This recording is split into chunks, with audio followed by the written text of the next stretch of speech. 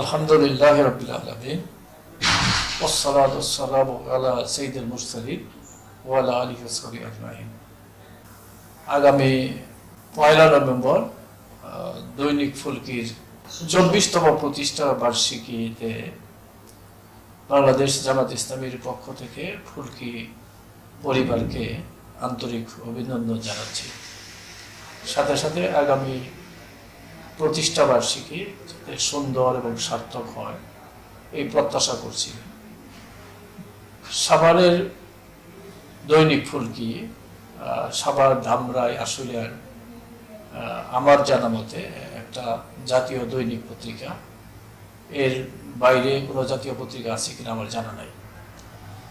এই ফুলকি পত্রিকা সাভারের গণমানুষের কণ্ঠস্বর।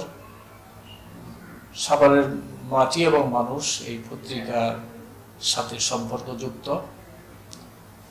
এই পত্রিকার প্রতিষ্ঠাতা জনাব নাজমুস সাকি, তিনি সবসময়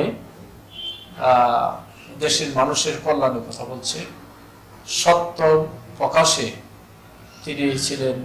তিনি আছেন নির্ভীক সৈনিক, যার ফলশ্রুতিতে সবারবাসী এটা প্রত্যক্ষ করেছে। শুধু সত্যের উপর টিকে থাকার জন্য এবং সত্য কথা বলার জন্যই তার বিরুদ্ধে বিভিন্ন সময়ে আইসিটির মামলা হয়েছে এবং উনি কারা নির্যাতিত একজন সাংবাদিক। পতিত সরকার তার উপরেও কম জুলুম করে। আপনারা জানেন, দেশবাসী এটা আপনারা সকলেই জানেন যে গত 16.5 বছর একটি ফ্যাসিস্ট কর্তৃত্ববাদী একটি সরকার গোটা জাতির উপর যে জুলুম এবং নির্যাতন করেছে, এই জুলুম এবং নির্যাতনের বাইরে এই ফুলকির যিনি প্রতিষ্ঠাতা সম্পাদক যারা নাজমুস সাকিবও এর বাইরে ছিলেন না। একেবারে আবার চোখে দেখা 21শে জুলাই ফ্যাসিস্ট কর্তৃত্ববাদী সরকার টিকে থাকার জন্য যারা সত্য প্রকাশ করত, সরকারের বিরুদ্ধে কথা বলতো, ন্যায়ের কথা বলতো, তাদেরকেই হ্যারাসমেন্ট করেছে। এবং আমি প্রত্যক্ষ করেছি যে 21শে জুলাই তার বাড়িতে পুলিশ অফিসে সশস্ত্র আক্রমণ করেছে, দরজা জানলা ভাঙচুর করেছে, টিভি, এরপরে কম্পিউটারও ভাঙচুর করেছে। সুতরাং সবসময় যারা সত্যবাদী, সত্য কথা বলে, বলিষ্ঠ কণ্ঠস্বর, তাদের উপরে জুলুম নির্যাতন চলে আসছে।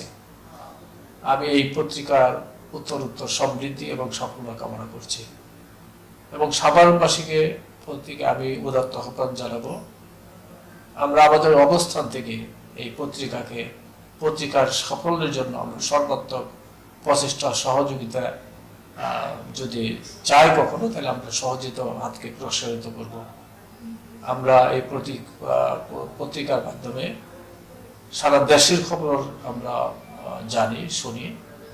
এই পত্রিকার সাফল্য এবং সমৃদ্ধি কামনা করছি আমি। সবাইকে ধন্যবাদ। সালাম আলাইকুম।